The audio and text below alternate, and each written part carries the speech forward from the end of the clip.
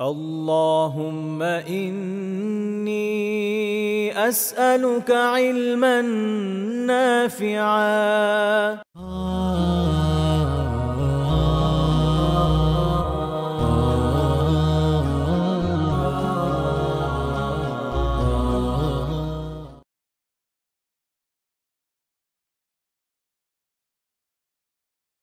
إن الحمد لله نحمده ونستعينه ونصلي على رسوله الكريم وعلى آله وصحبه أجمعين أما بعد আমরা জীবনের বিভিন্ন ক্ষেত্রে রাসূলুল্লাহ সাল্লাল্লাহু আলাইহি ওয়াসাল্লামের রেখে যাওয়া যে জীবন আচরণের আদর্শ তা থেকে শেখার চেষ্টা করছিলাম এবং আলহামদুলিল্লাহ আমরা অনেকগুলো বিষয় এখন পর্যন্ত আলোচনায় সক্ষম হয়েছি। আল্লাহ তাআলারই সকল প্রশংসা। আল্লাহ তাআলা তৌফিক দিন যেন সেগুলো থেকে অর্জিত শিক্ষাগুলো আমরা আমাদের ব্যক্তি জীবনে আমলে পরিণত করতে সক্ষম হই। নয়তো জ্ঞান শুধু জ্ঞান হিসেবেই রয়ে যাবে। সেটা হয়ে যাবে গাধার পিঠে দিয়ে রাখা পুস্তকের ভান্ডারের মতো। গাধা যে ভান্ডার শুধু বহনই করে, এটা দিয়ে কখনো উপকৃত হতে পারে না। আল্লাহ তাআলা তৌফিক দেন ইলমকে আমরা যেন মানুষ হিসেবে মানুষের মতো করে ব্যবহার করতে পারি, অর্থাৎ যে ইলমকে ব্যক্তি জীবনে আমলে পরিণত করতে পারি এবং তা যেন পরকালে আমাদের উত্তম পাথেয় হয়ে ওঠে। আজকে আমরা একটা অত্যন্ত গুরুত্বপূর্ণ টপিক আলোচনা শুরু করতে যাচ্ছি। শাইখ যেভাবে এটাকে অর্থাৎ শেখ মুনাজিদ হাফিজাহুল্লাহ তাআলা উনি উনার কিতাবে এটাকে যেভাবে নামকরণ করেছেন অধ্যায়, সেভাবে বলা যায় যে বিকলাঙ্গ ব্যক্তিদের সাথে রাসূলুল্লাহর আচরণ এভাবে আমরা বলতে পারি। তো এখানে উনি আরো বেশ কিছু বিষয় আসলে লিখেছেন। মূল কথা হচ্ছে পুরো চ্যাপ্টারটার যে যারা শারীরিকভাবে বিকলাঙ্গ, যারা প্রতিবন্ধী কিংবা যারা দুরারোগ্য ব্যাধিতে আক্রান্ত, অর্থাৎ শুধু বিকলাঙ্গ না, আমরা দেখব যেখানে মৃকি রোগের কথা আছে। তো যারা দুরারোগ্য ব্যাধিতে আক্রান্ত বা যাদের শারীরিক সৌন্দর্যের ঘাটতি আছে, যেমন কেউ হয়তো খুব বেঁটে, খুবই শুকনা কৃশকায় ব্যক্তিত্ব।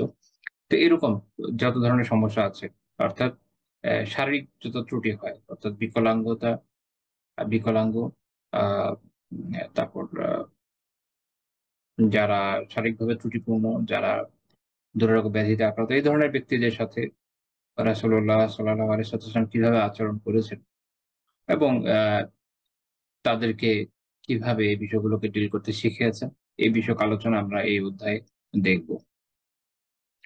আল্লাহ তাআলা মানুষকে অগণিত নিয়ামত দান করেছেন। সর্বপ্রথম নিয়ামত তো এইটাই যে আল্লাহ তাআলা আমাদেরকে মানুষ হিসেবে সৃষ্টি করেছেন। আল্লাহ তাআলা অন্য কিছু হিসেবেও বানাতে পারতেন। অন্য যেকোনো নিকৃষ্ট প্রাণী হিসেবেও বানাতে পারতেন। আল্লাহ তাআলা সেটা না করে আমাদেরকে মানুষ হিসেবে বানিয়েছেন, এজন্য আল্লাহ তাআলার অনেক শুকরিয়া। আলহামদুলিল্লাহ তিনি আমাদেরকে আ আমাদের প্রয়োজনীয় যে রিজিক, পানি, বাতাস, উত্তাপ এগুলো দিচ্ছেন। সূর্য এখনো বরফ হয়ে যায়নি। সে ঠিকমতো তাপ বিকিরণ করে যাচ্ছে। আমরা আলহামদুলিল্লাহ প্রয়োজনীয় পানি পাচ্ছি। আমরা প্রয়োজনীয় বায়ু পাচ্ছি। এই যে নেয়ামতগুলো, এগুলো ইটসেলফ অনেক বড় নেয়ামত। এগুলোর কোনো একটা যদি বিলুপ্ত হয়ে যায় আমাদের পক্ষে অস্তিত্বকে রক্ষা করাটি কঠিন হয়ে যাবে। আল্লাহ তাআলা আমাদেরকে অন্যান্য রিজিক যেমন খাদ্য দান করেছেন, করছেন। আমাদের অনেকের প্রয়োজনীয় ঔষধ দরকার আল্লাহ তাআলা তাও দেন। আ রোগ আল্লাহ তাআলার একটা নির্ণয়। তো সেই রোগে তিনি মেহেরবানি করে আমাদের চিকিৎসা দিয়েছেন। তিনি এর জন্য প্রয়োজনীয় ঔষধের ব্যবস্থা করেছেন, আলহামদুলিল্লাহ। আল্লাহ তাআলার মেহেরবানিতে আমরা আমাদের জীবন সঙ্গী পাচ্ছি, আমাদের নিজেদের সন্তান হচ্ছে। জীবনের অনেক প্রয়োজন আছে যেগুলো মিটে যাচ্ছে। মোট কথা হচ্ছে আল্লাহ তাআলা আমাদেরকে বিপুল পরিমাণ রিজিক বিভিন্নভাবে বিভিন্ন দিক থেকে দিচ্ছেন। আল্লাহ তাআলা আমাদেরকে জীবন লাভের পরে আমাদেরকে যে সবচেয়ে বড় কল্যাণকর রিজিকটি দিয়েছেন সেটা হচ্ছে ঈমান। আমরা আলহামদুলিল্লাহ মুসলিম। তো এই বিষয়গুলো এত বড় নেয়ামত একেকটা, যেটা বলে আ বোঝানো আসলে সম্ভব না। বরং এটা অনুভবের বিষয় যে কত বড় নেয়ামত আমরা লাভ করেছি। বিশেষ করে যারা আগে দিনদার ছিলেন না, যারা একদম সবসময় পারিবারিকভাবে দ্বীনের উপর ছিলেন আলহামদুলিল্লাহ। তাদের এই দিক থেকে একটা ব্যাপার থাকে যে তারা এটা অনুভব করতে পারেন না। তাদের অনুভব করার প্রয়োজনও নাই। আল্লাহ তাআলা এই নিয়ামতের উপরেই কায়েম রাখেন, এই দোয়া করি। তো যারা আগে কখনো প্র্যাকটিস সেভাবে করতেন না দিন, একদমই দিন থেকে দূরে ছিলেন, কোন একটা কারণে আল্লাহ তাআলার মেহেরবানিতে দিনের দিকে এসেছেন। তো তাদের জন্য এটা অনুভব করা অনেক সহজ যে আল্লাহ তাআলা কত বড় নিয়ামত দিয়েছেন এবং আগে কি ছিল না সেটা আমরা আলহামদুলিল্লাহ অনেকটা উপলব্ধি করি। তো দিন অনেক বড় নিয়ামত। এরপর আল্লাহ তাআলা যদি দিনদার জীবনসঙ্গী দেন, সন্তান-সন্ততিকে দিনদার বানান, হালাল রুজি দেন। সবগুলি অনেক, অনেক বড়, বড় নিয়ামত।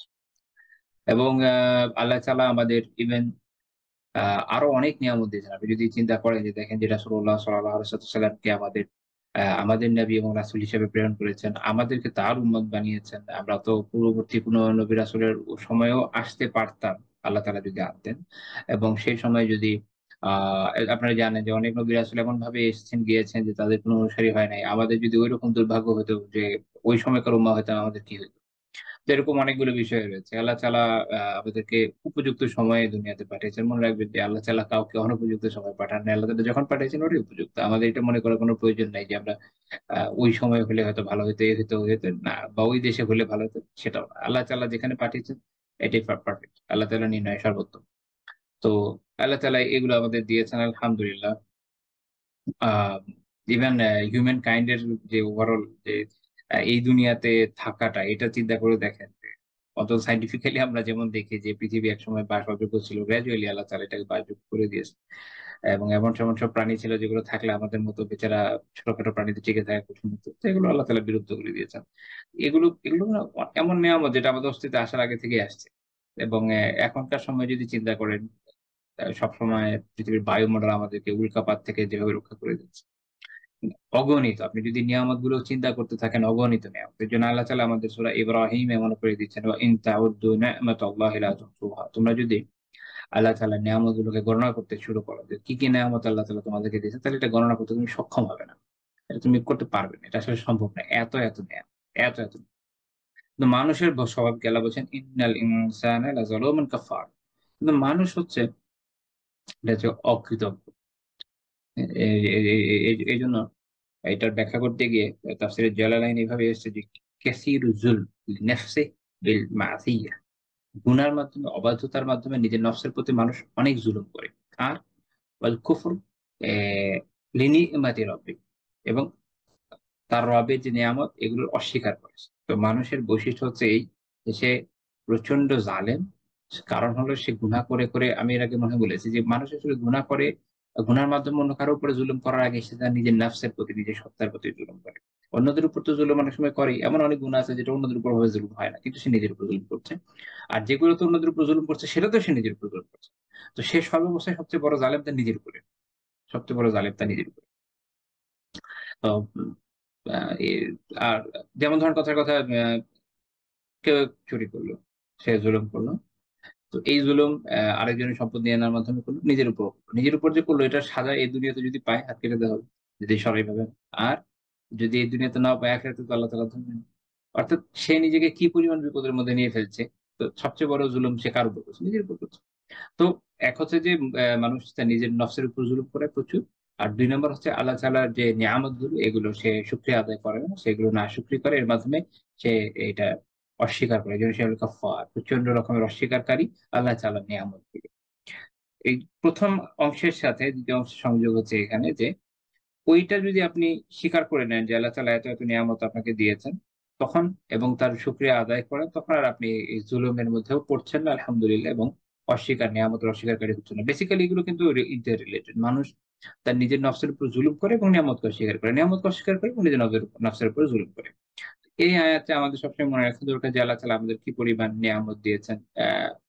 আমি যদি আমার নিজের ব্যাপারে চিন্তা করতে যাই যে আমি কি ধরনের পরীক্ষার উপর বিভিন্ন সময়ে যাই, কি সমস্যার মধ্যে যাই, obviously এগুলো আমাকে আ হয়তো দুশ্চিন্তিত করে দিবে বা মানসিকভাবে বিষাদগ্রস্ত করে দিবে, অবসাদগ্রস্ত করে দিবে। হয়তো ডিপ্রেশনে ভুগবো। কিন্তু এই যে পরীক্ষাগুলোর উপর দিয়ে আমি যাচ্ছি বা আপনি যাচ্ছেন বা আমরা সবাই যাচ্ছি, মনে রাখবেন পৃথিবীর প্রত্যেককে আল্লাহ তাআলা পরীক্ষা করবেন। কারণ আল্লাহ তাআলার একটা ওয়াদা আছে যে তিনি অবশ্যই পরীক্ষা করবেন। এবং আমাদের সৃষ্টির একটা অন্যতম উদ্দেশ্য হচ্ছে আমাদের পরীক্ষা করা। আ কিন্তু যেমন আল্লাহ তাআলা বলছেন না, "লানাবলুয়া না লানাবলুয়াক", যে আমি তোমাদেরকে অবশ্যই পরীক্ষা করব। আহ কিন্তু এই পরীক্ষা তো সবারই হচ্ছে। পয়েন্ট হলো এটা যে পরীক্ষা আমি আমাদের অনেক সময় খেয়াল থাকে যে আমি এই পরীক্ষার মধ্যে পড়ছি বা আমাদের এই বিপদ আছে।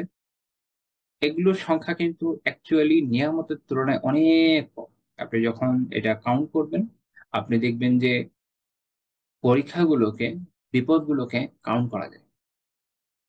আপনার আপনার উপর দিয়ে এই মুহূর্তে যে বিপদগুলো যাচ্ছে বা যে পরীক্ষাগুলো যাচ্ছে, যে সমস্যাগুলো আপনি ফেস করছেন, যেগুলো নিয়ে আপনি খুব মনে দুঃখে আছেন, আপনি গুনে দেখেন, আপনি এটা কাউন্ট করতে পারবেন। আপনি একটা খাতা নিয়ে লিখতে বসেন, কয়েকটা লেখার পর একসময় শেষ হয়ে যাবে। কিন্তু যখন আপনি আল্লাহ তাআলার নিয়ামতকে গণনা করতে যাবেন, এটা আপনি কখনো শেষ করতে পারবেন না। এটা এতই বেশি। এই এইটা হচ্ছে আমাদের জীবন দর্শন, যেটা আল্লাহ তাআলা আমাদের শিখিয়ে দিয়েছেন। আমাদের দেখার দরকার হচ্ছে এই নিয়ামত। যখন আমরা এই নিয়ামতগুলো দেখব, তখন আ আমি বুঝতে পারবো যে আল্লাহ তাআলা আমাকে অনেক দিক থেকে ভালো রেখেছেন। এবং আমি খুব অল্প বিষয়ে যদি আপনি এভাবে একটা আ তুলনা করেন দেখতে পাবেন এবং বুঝতে পারবেন যে আসলে আল্লাহ তাআলা অধিকাংশ জায়গায় বিপুল পরিমাণ জায়গায় আমাদেরকে এত নিয়ামত দিচ্ছেন, তার বিপরীতে যে পরীক্ষা নিচ্ছেন বা বিপদে আছি তার পরিমাণ আসলে অনেক কম। এটা যখন আপনি চিন্তা করবেন আপনি মানসিকভাবে প্রশান্তি পাবেন। ২য় বিষয় হলো এই পরীক্ষাগুলো হোক বা বিপদ যাই আমাদের উপর দিয়ে আসুক না কেন, আমরা এই অধ্যায়ের পরে বিপদগ্রস্ত ব্যক্তিদের সাথে আল্লাহ রাসূলের আচরণ নিয়েও পড়ব। ওইটারও এটা একটা ভূমিকা হয়ে যাচ্ছে যে আলোচনা করছি। আসলে একই জিনিস, ইন্টার রিলেটেড। তো বিপদ সবার উপর দিয়েই যায়। বিপদ সবার উপর দিয়েই যায়।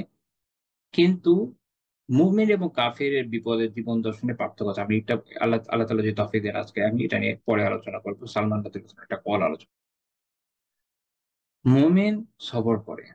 এইজন্য সে তার জন্য বিপদ নিয়ামতে পরিণত হয়। সেইটার জন্য উত্তম প্রতিদান আল্লাহ তাআলার কাছে পায়। আর কাফির সে করে না তাই পায় না। এখন যে মুমিন তারও এক ধরনের কুফর হয়। সেটা হচ্ছে নিয়ামতের কুফর। সে আল্লাহ তাআলাকে তো বিশ্বাস করে, ইসলামকে তো বিশ্বাস করে কিন্তু নিয়ামতের নাশকরি করে এবং সবর যখন করা দরকার করতে ব্যর্থ হয়। এটার জন্যও সে গুনাহগার হয় এবং সে ওই প্রতিদানটা পায় না। তো বিপদ আমাদেরকে এভাবে উত্তম প্রতিদানের পথ দেখায়। বিপদের ফলে জান্নাতে উচ্চ মর্যাদা লাভ আমাদের জন্য সহজ হয়। কারণ আমরা যে ধরনের ইবাদত করি, আমি জানি না আপনাদের অনুভূতি কি? আমার নিজের ব্যাপারে আমি এটুকু বলতে পারি আমি স্যাটিসফাইড। মানে আমি আমার নিজের ইবাদত, নিজের আমল, নিজের আখলাক, নিজের ইলম অর্জন কোন কিছু নিয়ে স্যাটিসফাইড না। আমি স্যাটিসফাইড হওয়ার কোন কারণই খুঁজে পাই না। মানে যা করছি এক তো হচ্ছে যে এটা আলহামদুলিল্লাহ। একদিক থেকে যে আল্লাহ তাআলা তৌফিক দিচ্ছেন। এটা নাশুকরি করা যাবে না। অবশ্যই আল্লাহ তাআলা তৌফিক দিচ্ছেন আলহামদুলিল্লাহ কিছু তো করছি জীবনে। অন্যদিকে এটাকে যদি জান্নাতের সাথে তুলনা করতে চাই, আল্লাহ তাআলার আ দেওয়া এত বড় পুরস্কারের সাথে তুলনা করতে যাই, তখন নিঃসন্দেহে আমাকে বলতে হবে যে না এটার জন্য আমি স্যাটিসফাইড হতে পারি না। যে এটা দিয়ে ওইটার আসলে বিনিময় হতে পারে। সেটা হওয়ার মতো আসলে না। তখন আমরা ওই হাদিসের মর্মার্থ বুঝি যে আসলে আল্লাহ তাআলার রহমত যদি আমাদেরকে ঢেকে না নেয়, আমরা কিন্তু জান্নাতে যেতে পারব না। তো রহমত আমাদেরকে ঢেকে নেওয়ার জন্য যেই ওয়ে গুলো আল্লাহ তাআলা আমাদেরকে দিয়েছেন তার মধ্যে একটা হচ্ছে বিপদ। অর্থাৎ বিপদের মাধ্যমে, বিভিন্ন পরীক্ষার মাধ্যমে, বিভিন্ন কষ্টের মাধ্যমে আল্লাহ তাআলা বান্দার গুনাহগুলোকে মাফ করে দিচ্ছেন। তাদেরকে অনেক দূর পথ এগিয়ে নিচ্ছেন। তাদেরকে জান্নাতে যাওয়ার দিকে ধাবিত করছেন। তাদের মর্যাদাকে বাড়াচ্ছেন, স্তর বেড়ে যায় তাদের। এই যে বেনিফিট গুলো পাওয়া যাচ্ছে এগুলো বিপদের মাধ্যমেই পাওয়া যাচ্ছে। এগুলো এর বাইরে হয় না। এজন্য তাসাউফের সাথে যে রিলেটেড তারা একটা সুন্দর টার্ম বলে। সেটা হচ্ছে গায়বী তারবিয়ত। তারবিয়ত ২ রকমের হয়। একটা হচ্ছে বিভিন্ন আসবাবের মাধ্যমে। দেখা যায় যে কোন একজন শেখ তার অধীনস্থ জনকে তারবিয়ত করছেন যে, "এইটা করো, এটা করো" এভাবে শেখাচ্ছেন যে, "এই দেখো এটা তোমার আর্থিক রোগ আছে, এটা ছাড়ো। এই বিষয়টা শিখো, এই করো, এই করো।" আরেকটা হচ্ছে গায়েবী তারবিয়ত। অর্থাৎ আল্লাহ তাআলা এমন এক বিষয়ের মধ্যে তাকে ফেলে দেন যে, তার এমন তারবিয়ত হয়ে যায় যে, ওই রোগটাই তার থেকে দূর হয়ে যাবে। আর্থিক রোগটাই দূর হয়ে যায় এবং সে আ আর্থিকভাবে উন্নত হয়ে ওঠে। তো আ আ অনেক আলিম যারা এই বিষয় নিয়ে কাজ করেন তাদের অনেকের মত হচ্ছে যে আমাদের যে আসবাব ভিত্তিক তারবিয়াত এর থেকে গায়বী তারবিয়াত আল্লাহ তাআলার তরফ থেকে তারবিয়াত অনেক শক্তিশালী, অনেক উন্নত মানের। যদি কিন্তু সমস্যা হচ্ছে যে সো হার্ড। অনেকে নিতে পারে না। দেখা যায় যে তার ঈমান নষ্ট হয়ে যায়, সে ধ্বংস হয়ে যায়। একই বিপদে কোন লোক দিন থেকে বের হয়ে যায়, কোন লোক দিনের উপর বুলন্দ হয়। একই বিপদ যেমন ধরেন দিনের জন্য কাজ করতে গিয়ে জেলখানায় গিয়েছে। আপনি দেখবেন একজন সেখান থেকে অনেক শক্তিশালী ঈমান নিয়ে, মজবুত ঈমান নিয়ে, বিপুল পরিমাণ আমল নিয়ে, আল্লাহ তাআলার সন্তোষ নিয়ে বের হয়ে আসছে। আরেকজন একদমই দিন থেকে বের হয়ে গেছে, দিন সম্পর্কে সন্দিহান হয়ে গেছে, আ ইসলাম থেকে দূরে চলে গেছে ইয়াউযুবিল্লাহ। তো এটা কিন্তু দেখবেন একই বিষয় থেকে দুটো হয়। তো গায়বী তারবিয়ত এটা খুব টাফ বিষয়। দোয়া করার দরকার নাই যে আল্লাহ আমাদেরও দেন। আপনি তারবিয়তের দোয়া করেন যেন আল্লাহ তাআলা আমাদের উত্তম তারবিয়তের ব্যবস্থা করে দেন। আমি এটা উদাহরণ হিসেবে বলতে চাচ্ছিলাম যে এর মাধ্যমে মানুষ অনেক দূরে এগিয়ে গেছে। বিপদ-মুসিবত গুলো এক ধরনের এরকম টাইপের। মানুষের আমলের অনেক কমতি থাকে। এইসব বিপদের কারণে আল্লাহ তাআলা এইগুলোকে দূর করে দেন। আর আরেকটা বিষয় হচ্ছে কি যে আল্লাহ তাআলা একেকজনকে একেকভাবে পরীক্ষা নেন। দুনিয়ার সবাইকে এক সেটে পরীক্ষা নিবেন না। আমি মনে এর আগে একবার বলেছিলাম যে আমি একবার চিন্তা করেছি যে যদি আমাকে এই এখতিয়ার দেওয়া হতো যে কোন বিষয়টা নিয়ে পরীক্ষা দিলে আমি সানন্দে পরীক্ষা দিতে রাজি হতাম, ভেবে চিন্তে দেখেছি যে কোন বিষয় না। অর্থাৎ এইটা আসলে আমার পক্ষে যে আমি এটা ডিসাইড করব। আপনি নিজে চিন্তা করে দেখেন যে আপনার অর্থ সম্পদ, পরিবার, সন্তান, স্ত্রী বা স্বামী, ভাই-বোন, বাবা-মা থেকে নিয়ে শরীর স্বাস্থ্য, শরীরের বিভিন্ন অঙ্গ-প্রত্যঙ্গ কোন বিষয় নিয়ে পরীক্ষা দিতে মানুষ রাজি হয়? কোনটা দিয়ে সে রাজি হয় না।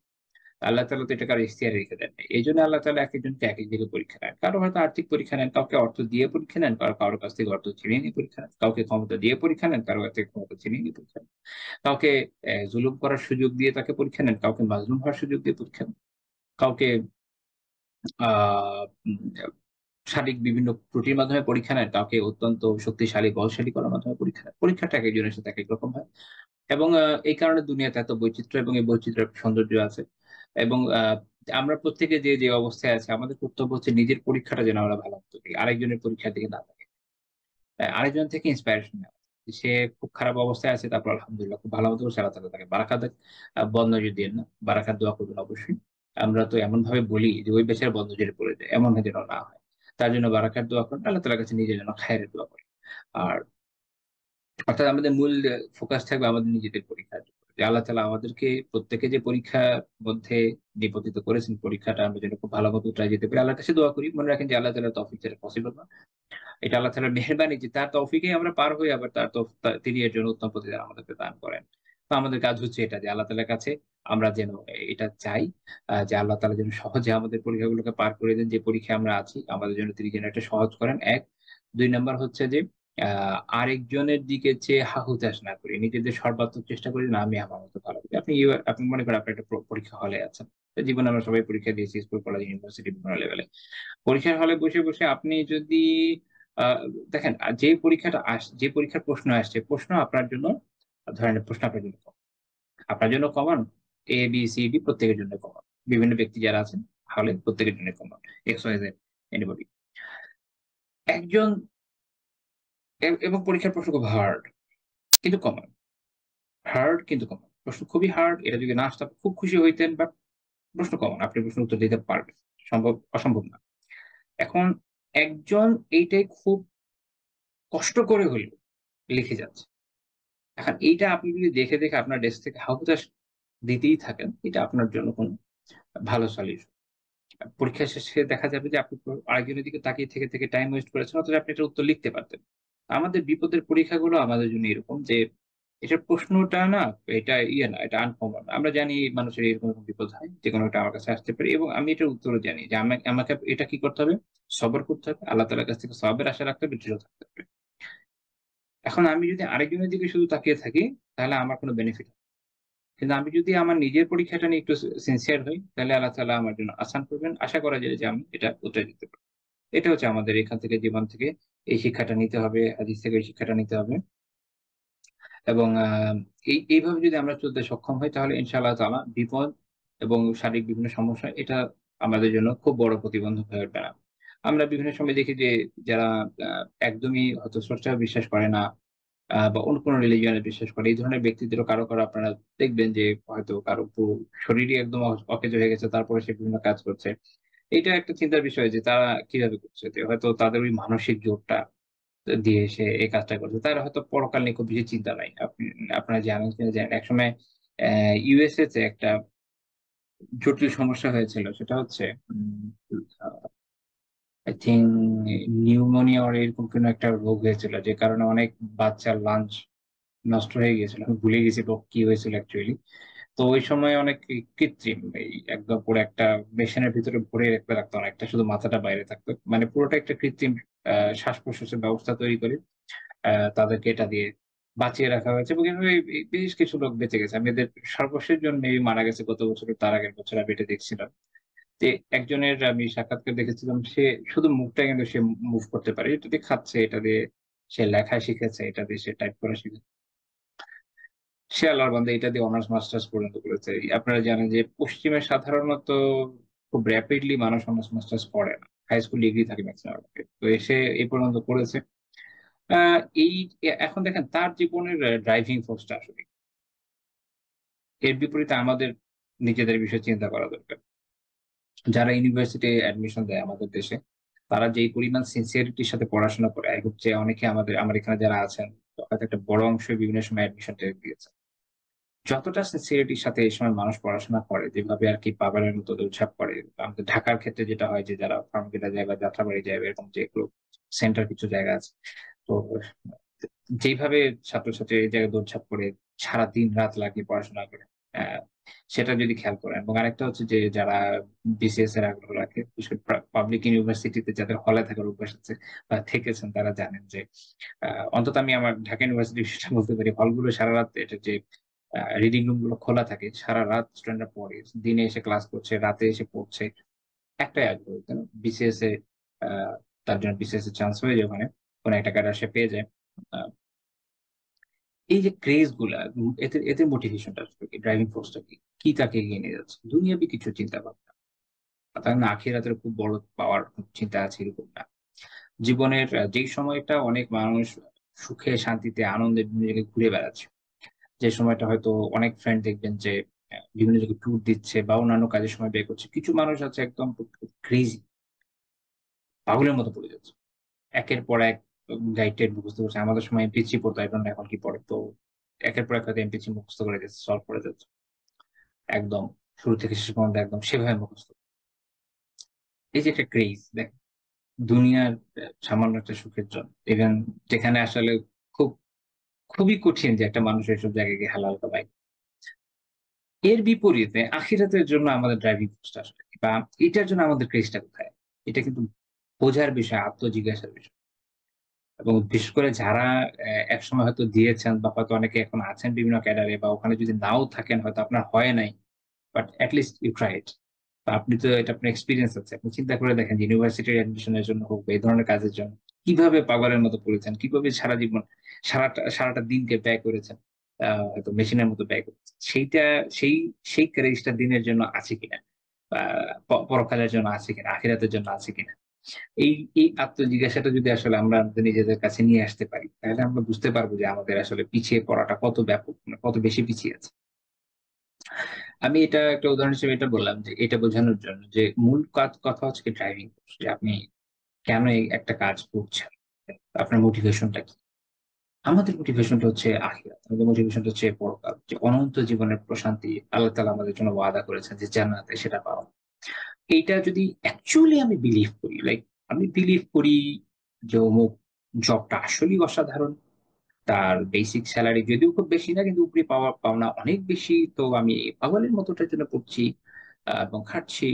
আম এটা কিন্তু বিলিভ করছে সে, রাইট? এবং সবাই সেটা পাবে না। একটা বড় অংশই তো আসলে পায় না। অল্প কিছু স্টুডেন্টই পায়। কিন্তু জান্নাত আল্লাহ তাআলা এমনভাবে বানিয়েছেন যদি আমরা সবাইও জান্নাতে চলে যাই ওখানে জায়গার তো অভাব হবে না, রাইট? মানে সিট রিজার্ভ যে এই কয়টাই যাবে এর বেশি আর যাবে না এমন। আনলিমিটেড। তাহলে এইটা তো আমাদের জন্য আরো বেশি বাস্তবসম্মত। কিন্তু ওইভাবে কি আমি ভাবছি কিনা এই চিন্তাটা মাথায় রাখি। যদি জান্নাত আমাদের মোটিভেশন হয়, যদি জান্নাত আমাদের মূল ড্রাইভিং ফোর্সটা হয় যে জান্নাতে যেতে হবে, আল্লাহ তাআলার সন্তুষ্টি পাইতেই হবে। তাহলে দুনিয়ার পরীক্ষা, দুনিয়ার বিপদ, দুনিয়ার কষ্ট আমি আশা করি এটা খুব বড় বিষয় আমাদের জন্য ইনশাআল্লাহ হবে না। কেননা দুনিয়ার এই ধরনের যে লক্ষ্য উদ্দেশ্যগুলো আছে এগুলোর জন্য যখন অনেকে ছোটেন, আপনি দেখবেন আপনার পরিচিতের মধ্যে হয়তো কেউ আছে যার ইভেন আমার ইউনিভার্সিটি লাইফে আমি দেখেছি অনেকে হয়তো অ্যাকচুয়ালি পঙ্গু। তার হয়তো হাত পা কোন না কোন একটা সমস্যা আছে। আমার বেশ কিছু ক্লাসমেট বা পরিচিতের ভিতরে ছিল হলের মেট ছিল যাদের চোখের সমস্যা ছিল। এটা একটা খুব কমন বিষয়। বিশেষ করে যারা I don't know why যারা গ্রাম থেকে আমার ফ্রেন্ডরা বা ক্লাসমেটরা আসছে আমি তাদের মধ্যে খুব বেশি দেখেছি। আমি শহরে খুব আজ পর্যন্ত খুব একটা দেখিনি। বাট আমি অনেক দেখছি যে চোখে কিছু একটা সমস্যা থাকে। একটু টেরা হয় বা এনিথিং। আ আমি জানি না ডক্টররা বলতে পারবে কিছু হয়তো কোনো এলিমেন্টের অভাব হয় তাদের প্রেগন্যান্সি টাইমে তো তাদের মায়েদের তো হতেই পারে। যেহেতু তারা যে অবস্থা থেকে আসে। এখন দেখেন এই জায়গাগুলো এই লোকগুলোর কথা দেখেন যে তারা কিন্তু খুবই সিনসিয়ারলি এই পদগুলো পাওয়ার জন্য এইভাবে কাজ করে। আ এর বিপরীতে নিজেকে যদি দাঁড় করাই যে আমরা আখিরাতের জন্য আসলে এইভাবে খাটছি কিনা, তাহলে আমরা বুঝতে পারবো যে আমরা আসলে কতটা সিনসিয়ার। এটা আমাদের বোঝা দরকার। তো আমি এই যে একটা বড় ভূমিকা বললাম, এখান থেকে আমরা বুঝলাম যে আসলে বিপদ কেন হয়, বিপদের গুরুত্ব, এটাতে সবরের গুরুত্ব এবং আমরা এটা বুঝলাম যে মূল বিষয় হচ্ছে আখিরাত।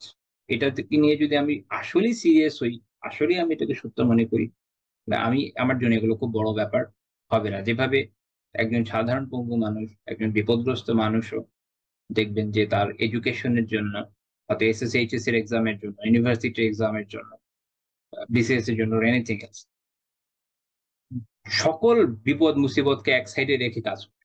আমরা এরকম তো একসময় অনেক নিজেদের পরিচিতদের মধ্যেও বিভিন্ন সময় শুনেছি, দেখেছি। I hope যে প্রত্যেকের জীবনে এরকম গল্প আছে পরিচিতের ভিতরে হয়তো কারো নিজের জীবনের গল্প আছে। যে হয়তো তার কোনো আত্মীয় মারা গিয়েছে, হয়তো কারো ভাই মারা গিয়েছে, এসএসসি এক্সাম আছে, তার এক্সামটা দিতেই হবে। আমি যখন এসএসসি দেই তার আগের বছরে, তার আগের বছর আমার আ স্কুলের একজন সিনিয়র আপুর এরকম ঘটনা হয়েছিল। সে ওয়াজ সো সিরিয়াস। সে ওই সে জাস্ট এক্সামের উপর ফুল ফোকাসড। তো আ আবার অনেক ধরনের বিপদ হচ্ছে, কারো হয়তো অ্যাক্সিডেন্ট হচ্ছে, প্রচন্ড অসুস্থ হচ্ছে, হাসপাতালের বেডে পড়ে আছে। এর মধ্যে সে পড়ছে, অত্যন্ত কষ্ট করে পড়ছে। ইউনিভার্সিটি অ্যাডমিশনের জন্য বা বিসিএস এর জন্য or anything else অ্যা আবার অনেকে ইভেন কারাগারের মধ্যেও পড়াশোনা করে এসবের জন্য। তো দেখেন তারা দে আর সো মোটিভেটেড। নয়তো এটা করতে পারত না। এইটা যদি আপনি মাথায় রাখেন তাহলে বুঝবেন যে তার মানে আমরা আমাদের যে পরীক্ষাটার মধ্যে আছি, ইফ উই আর সিরিয়াস আমাদেরকে এরকম মোটিভেটেড হতে হবে পড়াশোনার জন্য। যেতেই হবে। জান্নাতে যেতেই হবে। এবং এটার জন্য আমরা কি করব এটা আমাদের এখন সেই প্রয়াসটা নিতে হবে। এটা যদি মাথায় থাকে তাহলে ইনশাআল্লাহ তাআলা এইসব বিপদ মুসিবত কষ্ট তো হবেই কিন্তু উতরে যাওয়া আমাদের পক্ষে সম্ভব হবে। তো এই হচ্ছে আমার এই লম্বা-চড়া ভূমিকা। আল্লাহ তাআলা আমাকেও এটা বোঝার তৌফিক দিন, আপনাদেরও বোঝার তৌফিক দিন আমিন। তো তো যারা এরকম বিকলাঙ্গ বা এরকম আমি যেমন বলেছি যে কারো হয়তো শারীরিক ত্রুটি আছে বা এরকম কিছু সমস্যা ছিল। এ ধরনের ব্যক্তিদের ক্ষেত্রে রাসূলুল্লাহ সাল্লাল্লাহু আলাইহি ওয়াসাল্লাম যে উপদেশ দিতেন সেটা হচ্ছে সবরের উপদেশ দিতেন এবং তাদেরকে জান্নাতের সুসংবাদ শোনাতেন। বিশেষ করে যাদের চোখ আ আ নষ্ট হয়ে গেছে বা যারা অন্ধ হয়েছেন তাদের ব্যাপারে একটা হাদিসই আছে। আনাস বিন মালিক রাদিয়াল্লাহু তাআলা আনহু বর্ণনা করছেন যে তিনি বলছেন যে আল্লাহর রাসূল সাল্লাল্লাহু আলাইহি ওয়াসাল্লাম আমি বলতে শুনেছি ইন্নাল্লাহ ক্বাল আল্লাহ তাআলা বলেছেন হাদিসে কুদসি ইযা ইবতালাইতু আবদি বিহাবিবাতাইহি ফাসাবারা যখন আমি আমার কোন বান্দাকে তার খুব প্রিয় ২ টা বস্তু নিয়ে পরীক্ষা করি এবং সে এরপর সবর করে, আওয়াক্তুহু মিনহুমাল জান্নাহ ইউরিদ আমি তাকে এর বদলে এই ২ টার বদলে কি দেব? জান্নাত দিব। আ রাবী বলছেন যে ইউরিদু আইনাইন এটা দিয়ে তার উদ্দেশ্য হচ্ছে ও প্রিয় ২ টা বিষয় দিয়ে উদ্দেশ্য হচ্ছে তার ২ চোখ। সহিহ বুখারী ৫৬৫৩ নম্বর হাদিস এটা। সুনান তিরমিজি ২৪০১ নম্বর হাদিস এটার ব্যাখ্যা হয়ে যায়। সেইম হাদিসই আবু হুরায়রা রাদিয়াল্লাহু তাআলা আনহু যে আল্লাহ রাসূল বলেছেন, ইয়াকুলুল্লাহু আযজা ওয়া জাল্লা আল্লাহ আযজা ওয়া জাল বলেন, মান আযহাবতু হাবিবাতাইহি ফাসাবারা ওয়াহতাসাবা এটা হলো গুরুত্বপূর্ণ পয়েন্ট যেটা এই হাদিসে এক্সট্রা এসছে যেটা আনাস রাদিয়াল্লাহু আনহুর বেয়াতের মধ্যে ছিল না। সেটা হচ্ছে যে আল্লাহ তাআলা বলছেন যে আমি যার ২ টি প্রিয় বস্তু অর্থাৎ ২ টি চোখকে নিয়ে নেই, এতে সে সবর করে কেন এবং ওয়াহতাসাবা এবং সে সওয়াবের আশায় সবর। অর্থাৎ ব্যথা পেল খুব বা কারো কোনো ক্ষতি হয়ে গেল। আ সে আছে না ম্যানলিনেস দেখানোর জন্য আমি পাত্তা দিলাম না। এটাও এক ধরনের সবর। এটা দুনিয়ার বড়, বড় বীরপুঙ্গবরা করেন বটে। এইটার সাথে ইসলামী সবরের পার্থক্য হচ্ছে ইহতিসাব বা সওয়াবের আশা রাখা। আপনাকে পরকালের যে সওয়াব রয়েছে আল্লাহ তাআলার সন্তুষ্টি এইটার আশা থাকতে হবে। এইটার জন্য সবর করতে হবে। জাস্ট মানুষকে দেখানোর জন্য নয়। এটাতে কিন্তু রিয়া হয়ে যাচ্ছে দেখেন। মানুষকে দেখানোর জন্য বা আমি খুব বীর পুঙ্গব এটা প্রমাণ করার জন্য, খুব ম্যানলি এটার জন্য এরকম না। বরং শুধু আল্লাহ তাআলার সন্তুষ্টির জন্য সবর করতে হবে। আল্লাহ তাআলা বলছেন, "লাম আরাদু লাহু সাওয়াবান দুনা জান্নাহ" তাকে আমি জান্নাত ব্যতীত অন্য কোনো কিছু সওয়াব হিসাবে প্রতিদান হিসেবে দিয়ে সন্তুষ্ট হব না। অর্থাৎ আল্লাহ তাআলা তাকে জান্নাত দিবেন। এ এ এ আ আ তিরমিজি রাহিমাহুল্লাহ এই হাদিসকে হাসান সহিহ বলেছেন। আ এখানে একটা গুরুত্বপূর্ণ বিষয় যেমন হাবিবাতাইন আ বা তার খুব প্রিয় ২ টি বস্তু উল্লেখ করা হয়েছে চোখকে। ইমাম ইবনে হাজার রাহিমাহুল্লাহ বলছেন যে কারণ কি? এই দুটাকে কেন প্রিয়তর বলা হয়েছে? কারণ এটা হচ্ছে আহাব্বু আ'যাইল ইনসানি ইলাইহি। মানুষের কাছে এই দুটি অঙ্গ হচ্ছে তার সবচেয়ে প্রিয় অঙ্গ। এটা এটা বাস্তবতা যে শরীরের সব অঙ্গই মানুষের প্রিয়। কেউ আসলে কোনো অঙ্গই হারাতে চায় না। বাট চোখ এমন দুটো অঙ্গ যেটা আসলে মানুষ কখনোই হারাতে চায় না। সবসময় সে দেখতে চায় দুনিয়াকে। দুনিয়াকে দেখতে না পারা আসলে অনেক কষ্টের। অনেক কষ্ট। আমি আলহামদুলিল্লাহ খুব ভালো দেখি। বাট আমার কিছু সমস্যা আছে যেটা আমার মাঝে, মাঝে খুব কষ্ট হয়ে যায়। আমি একটু ফিল করি যে আসলে যে বেচারাদের দেখার শক্তিটা নাই সেটা কত ভয়ানক বিষয়। তো এত বড় একটা বিপদের মধ্যে এবং দেখেন বিশেষভাবে এই হাদিস এই ২ চোখের কথা বলার মাধ্যমে আমাদেরকে একটা বিষয় শিক্ষা দেয় যে এটা হচ্ছে তাহলে দেখেন একটু বিপরীত ক্রমে আমরা যাব। এটার যে মাফহুম এটার যে অর্থ এটার মুখালিফ বিপরীত দিকে আমরা আসবো। সেটা হচ্ছে এই, একজন মানুষের চোখ হচ্ছে তার সবচেয়ে প্রিয়। তো সেটা যখন ক্ষতিগ্রস্ত হয় সে যখন সফর করে তার জন্য জান্নাত। তো তার মানে সবচেয়ে প্রিয় বিষয় সফর করা সবচেয়ে কঠিন। তাহলে এর তুলনায় অন্যান্যগুলো তো সফর করা তুলনামূলক সহজ হবে। তাই তো? তো তাহলে মূল বিষয় হলো এটা যে সবর করা। সওয়াবের আশায় এবং সবচেয়ে প্রিয়টার জন্য যে সবর করতে পারছে সে আসলে অনেক বড় সওয়াবের। তার ওই সবর করার যোগ্যতা আল্লাহ তাআলা দিয়েছেন এবং সেটা করেছে। এর বিনিময়ে সে পাচ্ছে জান্নাত। এর বিপরীতক্রমে অন্যগুলো তারা তুলনামূলক আরেকটু সহজ হবে। এখানে আবার যাদের এই ধরনের এত বড় দুর্ঘটনা হয় নাই। যেমন আ শেখ মুজিব এক জায়গায় বলেছেন এরকম যে, যে আ আওয়ার যে হচ্ছে আপনার কানা, তার তো ১ চোখ আছে। তার থেকে যার ২ চোখ নেই তার অবস্থা বেশি খারাপ। এটা কিন্তু একটা পর্যায়ক্রম আছে। মানুষ বিকলাঙ্গ হয়, একেকজন একেক পর্যায়ে যায়। কারো হয়তো ১ টা আঙ্গুল বেশি, ৫ আঙ্গুলের জায়গায় ৬ আঙ্গুল। সে এক ধরনের বিকলাঙ্গ, সে এক ধরনের প্রতিবন্ধী। বাট তার কিন্তু কি হয়েছে? বর্ধন হয়েছে। এর বিপরীতক্রমে যার হয়তো ১ টা আঙ্গুলই নাই বা কয়েকটা আঙ্গুল নাই, তার ক্ষতি হয়েছে। এবং এগুলোর যদি তুলনা করা যায় যে কোনটা একটু বেশি ক্ষতিকর, কোনটা তুলনামূলক কম ক্ষতিকর। তো যার তুলনামূলক কম ক্ষতির তার জন্য এটা একটা বড় বড় একটা শিক্ষার উপকরণ হলো এই যে সে তুলনামূলক বেশি ক্ষতিগ্রস্ত বা ব্যক্তিকে দেখে বা তার সম্পর্কে জেনে সবর করবে যে হ্যাঁ, কারো এর থেকেও বেশি খারাপ অবস্থা আছে আলহামদুলিল্লাহ আমি তার থেকে তো ভালো আছি। এভাবে আমাদের জীবন তো আসলে এভাবে চলে। আমরা যখন এই চিন্তাটা করি আ শুধু নিজেকে নিয়ে চিন্তা করি যে আমি তো এই বিপদে পড়েছি তখন কিন্তু মানুষ কখনোই সবর করতে পারবে না। কিন্তু তার যখন আলহামদুলিল্লাহ আমার তো অনেক নেয়ামত আছে। এইজন্য শুরুতে এই আয়াতটা বলেছি। যে এই নিয়ামত আমার এখনো আছে, এই বিষয় আমার এখনো আছে। এটা যখন মানুষ চিন্তা করবে, তো তার জন্য সবর করা তুলনামূলক অনেক সহজ হবে। আহ যেমন আমি বলেছিলাম যে একটা কথা সেটা হলো যে মুমিনকে আল্লাহ তাআলা কেন বিপদগ্রস্ত করেন? আ আব্দুর রহমান বিন সাঈদ তার পিতা থেকে বর্ণনা করেছেন।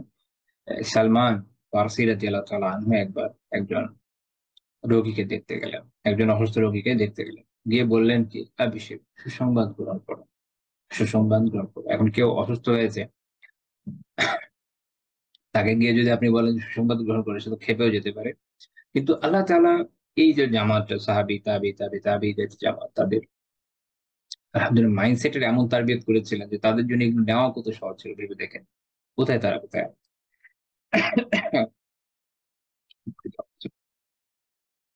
কে বলে খুশুস করছে। আচ্ছা যাক।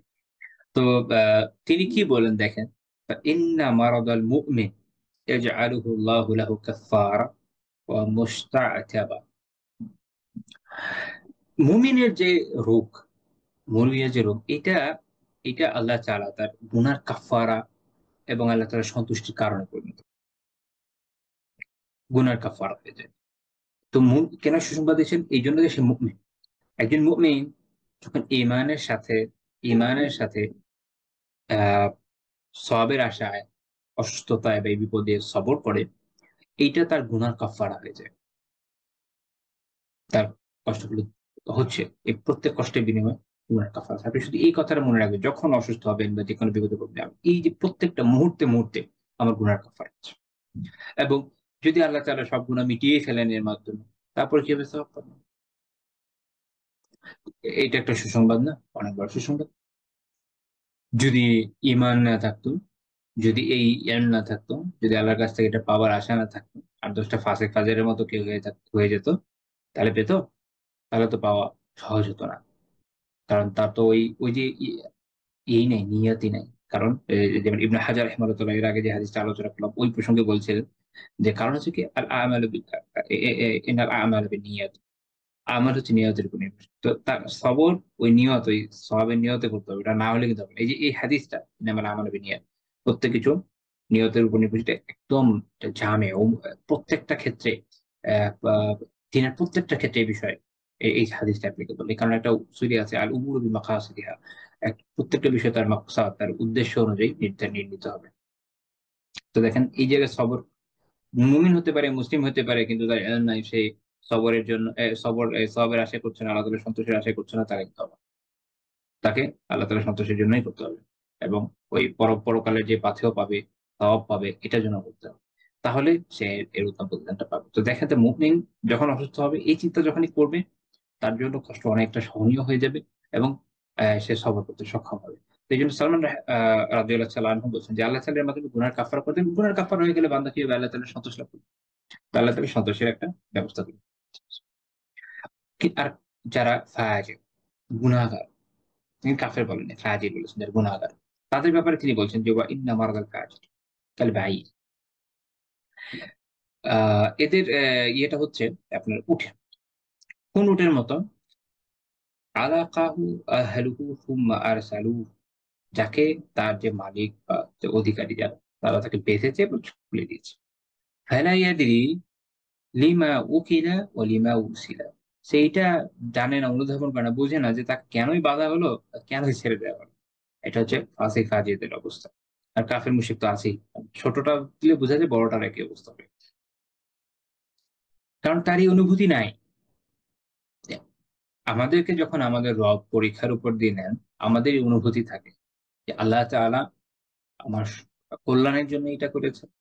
আল্লাহ তাআলা এর মাধ্যমে আমার গুনাহগুলোকে মাফ করবেন, আমার সওয়াব বৃদ্ধি করবেন। পরকালে উচ্চ মর্যাদার সুযোগ আছে, জান্নাতে উচ্চ মর্যাদা পাওয়ার সুযোগ আছে। হয়তো আল্লাহ তাআলা তৌফিক দিলে হয়তো বিনা হিসাবেই চলে গেলাম।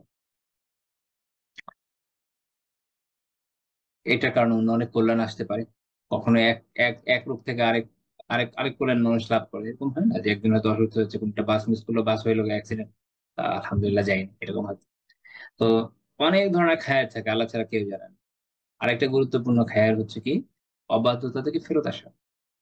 মুমিন যখন ছোটখাটো পদস্খলন করে, অনেক সময় একটু বড়ও করে, আল্লাহ তাআলা এরকম রোগ দিয়ে বিভিন্ন ভাবে তাকে একটু বুঝিয়ে দেন যে তোমার ফেরত আসার সময় হয়ে গিয়েছে।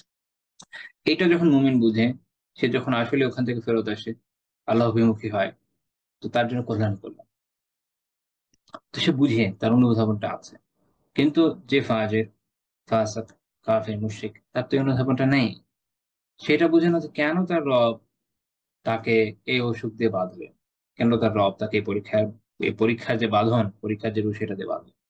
এটা তার কিন্তু অনুধাবন নাই, সেটা অনুভব অনুভব করানোর ফল হচ্ছে এই যে তার রোগ হচ্ছে, সে সারছে, সেরে যাচ্ছে, রোগ হচ্ছে সেরে যাচ্ছে। আপনি অনেক মানুষ পাবেন রোগ হচ্ছে সেরে যাচ্ছে, কোনো ফিনিক্স নাই। রোগাক্রান্ত অবস্থায় মুভি দেখছে, গান শুনছে, সবার। তো এই এই যে সিচুয়েশন, এখান থেকে আপনি হাদিসের বাস্তব প্রয়োগ আমাদের দুনিয়াতে দেখতে পাবেন। অনুভূতিটা নেই যে কেন আল্লাহ তাআলা তাকে ওষুধ দিলেন, কেনই সারিয়ে দিলেন। তার কিন্তু অনুভূতি নেই, ফলে সেটা খায়ের পায় না। তো মুমিনের খায়ের যে সে এটা জানে, সেই মেকানিজমটা বুঝে এবং সে আল্লাহ তাআলার কাছে সওয়াবের আশা। এই হাদিস ইমাম বুখারী রাহিমাহুল্লাহ কিতাব আল আদাবুল মুফরাদ উল্লেখ করেছেন। হাদিস নাম্বার 493, শেখ আলবানী রাহিমাহুল্লাহ তাআলা এটাকে সহিহ বলেছেন। তো ওই হাদিসে আমরা এই যে সহিহ বুখারী যে হাদিস ছিলাম, ওখানে আবার যদি ব্যাক করি, তা আল্লাহ তাআলা কি বলেছেন? বলছেন যে আওয়াতুহু মিনহুমাল জান্নাহ, আমি এর বিনিময়ে কি দেব তাকে? জান্নাত। ইবনে হাজার রাহিমাহুল্লাহ তাআলা বলেছেন ওয়া হাযা আ'যামুল ইবাদ, এটা হচ্ছে সবচেয়ে বড় বিনিময়। জান্নাতের চেয়ে বড় কোনো বিনিময় নাই। উনি এখানে খুব চমৎকার কথা বলছেন। উনি বলছেন কি?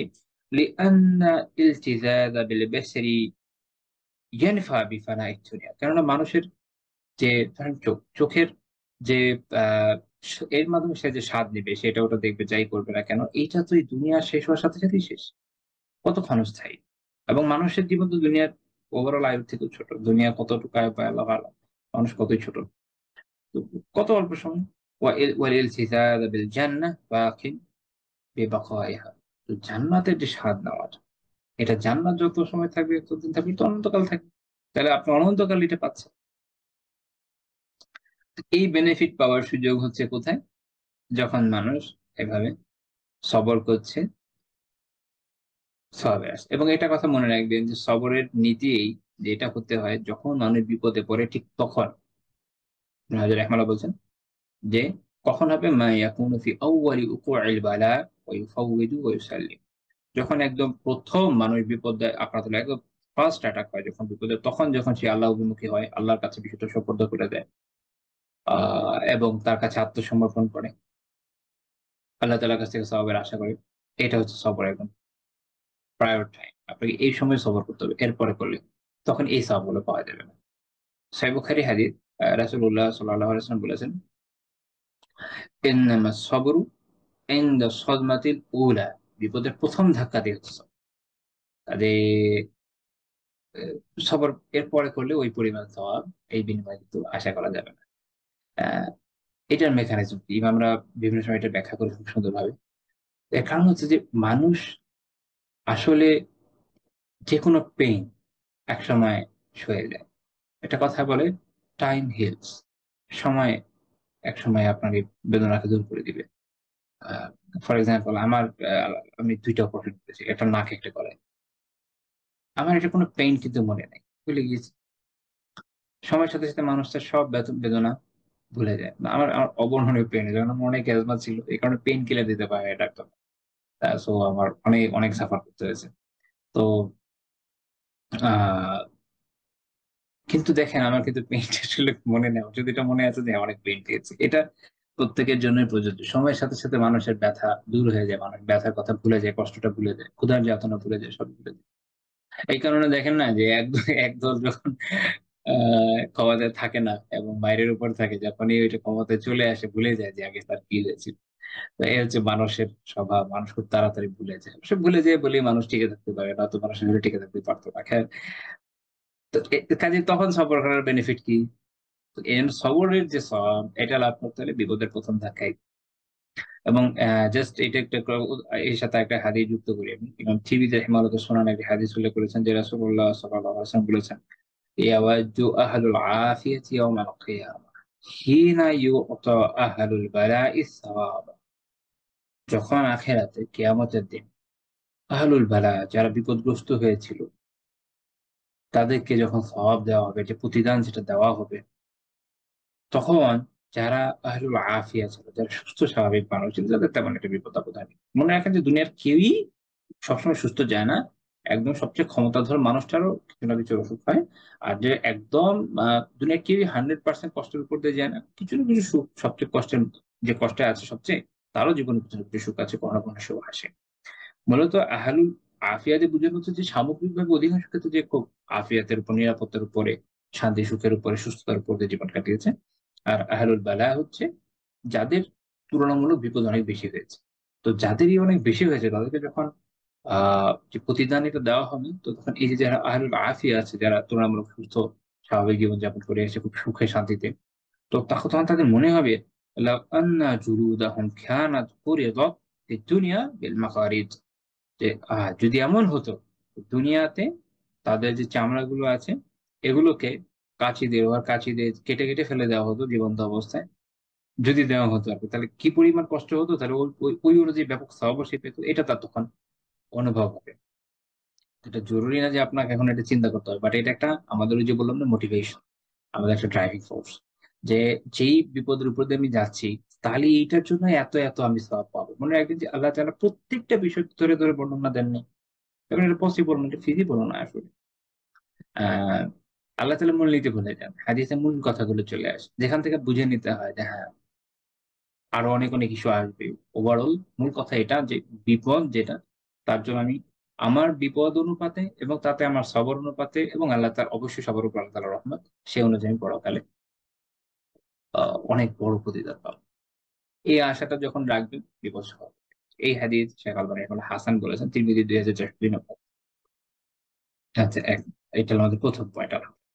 ২য় পয়েন্ট সেটা হচ্ছে এই যে রাসূলুল্লাহ সাল্লাল্লাহু আলাইহি ওয়াসাল্লাম এরকম ব্যক্তি যারা ছিলেন তাদের অনুভূতির মূল্যায়ন করতেন। তাদের জন্য উপযুক্ত শব্দ ব্যবহার করতেন। এটা একটা চমৎকার একটা হাদিস আছে। হাদিসটা ইমাম বাইহাকী রাহিমাহুল্লাহ তার সুনানুল কুবরাতে উল্লেখ করেছেন। আ ইমাম তাহাবী রাহিমাহুল্লাহ তার একটা কিতাব আছে।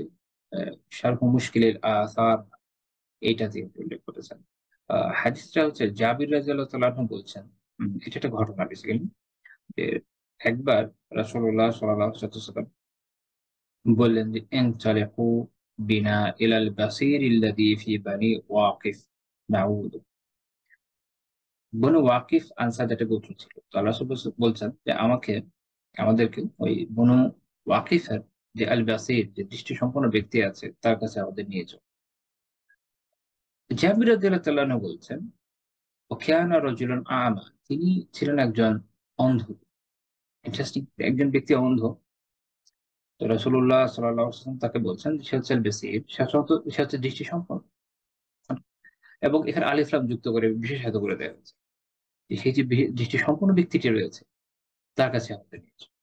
ইমাম বাইহাকী রাহিমাহুল্লাহ সুনানুল কুবরায় উল্লেখ করেছেন ২০,৮৫১ নম্বর হাদিস। শেখ আলবানী রাহিমাহুল্লাহ সিলসিলায় এটার সনদকে সহিহ বলেছেন ৫২১ নম্বর হাদিস। তো এটা যখন আপনি চিন্তা করবেন একটু অদ্ভুত লাগে। আচ্ছা, তো আল্লাহ তাআলা তো নিজেই কোরআনে বিভিন্ন জায়গায় যারা অন্ধ তাদের কথা বলেছেন। যেমন লাইসা আলাল আ'মা হারাজ, সূরা ফাতিহায় বলেছেন যে যারা অন্ধ তাদের জন্য জিহাদে না যাওয়ার কোনো সমস্যা নাই। বা কোথাও বলেছেন ওয়া মা আনতা বিহাদিল উমি আন যালালাতিহিম, যারা অন্ধ তাদেরকে আপনি তাদের পথভ্রষ্টতা থেকে পথ দেখাইতে পারবেন না। সূরার নামলে বলেছেন। তো আল্লাহ রাসূল কেন এই জায়গাতে এই শব্দটা ব্যবহার করলেন না? ইমাম তাহাবী রাহিমাহুল্লাহ তাআলা এক বড় হাদিসের মাস্টার ছিলেন। তো উনি এটা নিয়ে চিন্তা করেছেন। উনি শারহুল মুশকিলের আসারে বলছেন যে ফাতাআম্মালনা হাযাল হাদিস। আমি এটা নিয়ে আমরা চিন্তা করলাম। কেন? আমি একটু শর্ট বলি, কারণ লম্বা আলোচনা করেছি যে রাসূলুল্লাহ সাল্লাল্লাহু আলাইহি ওয়াসাল্লাম কেন এই ব্যক্তিকে আল বাসীর বলছেন, দৃষ্টিশক্তি সম্পন্ন বলছেন, ওয়া হুয়া মাহজুবুল বাসার, অথচ তার তো দৃষ্টির ক্ষমতা নাই, দৃষ্টিশক্তি রহিত, তার তো সে তো দেখতে পায় না। বিপরীত শব্দ, এই শব্দটা তিনি কেন প্রয়োগ করলেন? এটা নিয়ে তিনি চিন্তা করেছেন। অথচ আল্লাহ তাআলা কোরআনে বিভিন্ন জায়গায় অন্ধকে অন্ধর মতো শব্দ প্রয়োগ করেছেন। যেমন আমি একটা উদাহরণ দিলাম। আরো জায়গায় আছে, যেমন ধরেন আম যেমন আল্লাহ তাআলা সূরা ইউনূসে বলেছেন, "আফা আনতা তাহদিল উমিয়া ওয়ালাউ কানু লা ইউবসিরুন।" যে আপনি কি অন্ধকে এই পথ দেখাবেন অথচ তারা দেখেই না। দেখেই যে না, তাকে তো পথ দেখানো যায় না যে ভাই ওদিকে ওদিকে যান। ওরকম যে হেদায়েতকে দেখতেই চায় না, তাকে আপনি কি করতে পারবেন না? পথ দেখাতে পারবেন না। তো তখন তিনি একটা বলছেন যে আমি فوجد فوجدنا فوجدنا الله تعالى قد ذكر من به العمى بغير ذلك। এর বাইরেও অন্য ধরনের অন্ধত্বের কথা আল্লাহ তাআলা করেন। সেটা কি فإنها لا تعمى الأبصار ولكن تعمى القلوب التي في الصدور। অসাধারণ একটা খুব পছন্দের এটা সূরা হাজের ৪৪ নম্বর আয়াত। আল্লাহ তাআলা বলছেন যে মানুষের তো আসলে চোখ অন্ধ হয়। আসলে অন্ধ হয় কি? বক্ষস্থিত যে অন্তর, মানুষের অন্তর অন্ধ। এবং অন্তর যখন অন্ধ হয়ে যায় সেটা অন্ধত্ব, চোখের অন্ধত্ব থেকে অনেক বড়, অনেক ভয়ানক। চোখের অন্ধত্ব মানুষকে অমানুষ বানায় না, মানুষকে পশুতে পরিণত করে না। ইভেন পশুর থেকেও নিকৃষ্ট পর্যায়ে নিয়ে যায়। পশুরও কিছু ক্ষেত্রে ভালো কিছু গুণ আছে। ওগুলো থেকে এরা দূরে চলে যায়। শয়তানের পর্যায়ে পৌঁছে যায়। এবং অন্তরের অন্ধত্ব মানুষকে গুমরাহের অতলে নিক্ষেপ করে। শিরক কুফরকে তার কাছে যখন ঈমান মনে হয়। অন্তরের অন্ধত্বের কারণে মানুষ পরকালে ক্ষতিগ্রস্ত হয়। এটা তো দুনিয়ার সাধারণ যে চোখের অন্ধত্ব, এটা এই পর্যায়ে ক্ষতিকর। তো তখন তিনি এটা বলছেন যে মূল কথা হচ্ছে এই যে একজন মানুষের ২ ধরনের অন্ধত্ব থাকে। একটা হচ্ছে চোখের অন্ধত্ব, একটা হচ্ছে অন্তরের অন্ধত্ব।